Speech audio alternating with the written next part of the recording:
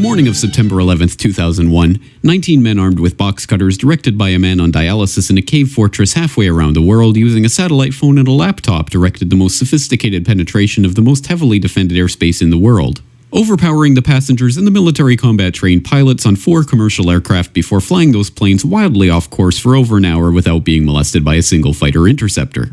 These 19 hijackers, devout religious fundamentalists who like to drink alcohol, snort cocaine, and live with pink-haired strippers, managed to knock down 3 buildings with 2 planes in New York, while in Washington, a pilot who couldn't handle a single-engine Cessna was able to fly a 757 in an 8,000-foot descending 270-degree corkscrew turn to come exactly level with the ground, hitting the Pentagon in the budget analyst office where DoD staffers were working on the mystery of the $2.3 trillion that Defense Secretary Donald Rumsfeld had announced missing from the Pentagon's coffers in a press conference the day before, on September 10th, 2001.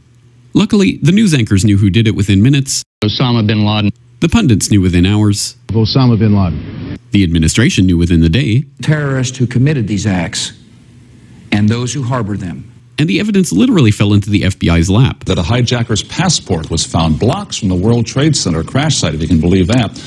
But for some reason, a bunch of crazy conspiracy theorists demanded an investigation into the greatest attack on American soil in history.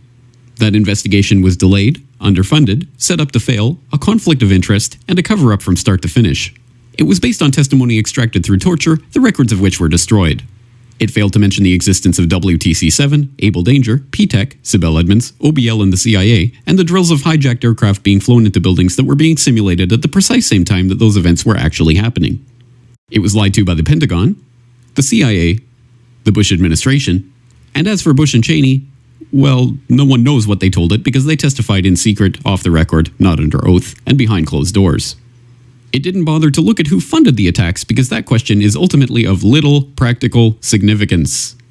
Still, the 9/11 Commission did brilliantly answering all of the questions the public had, except most of the victims' family members' questions, and pinned blame on all the people responsible, although no one so much as lost their job, determining the attacks were failure of imagination. Because nobody in our government, at least, and I don't think the prior government that could envision flying airplanes into buildings.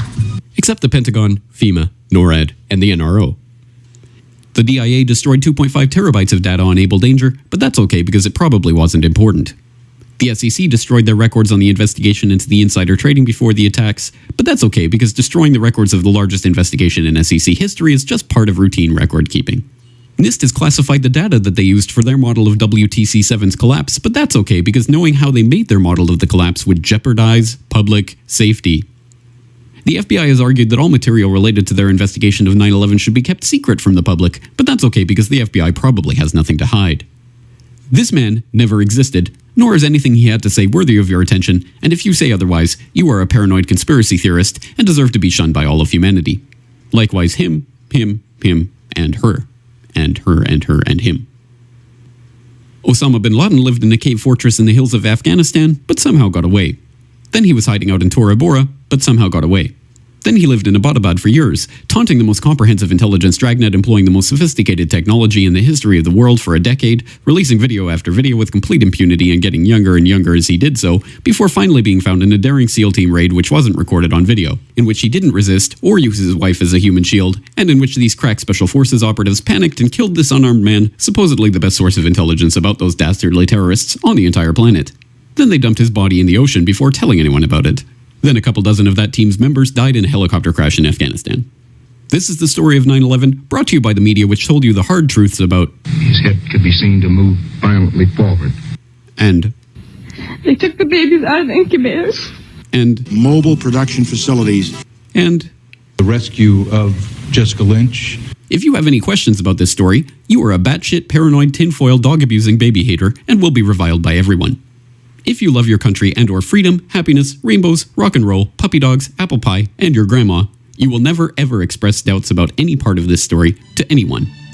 Ever. This has been a public service announcement by the Friends of the FBI, CIA, NSA, DIA, SEC, MSM, White House, NIST, and the 9/11 Commission. Because ignorance is strength.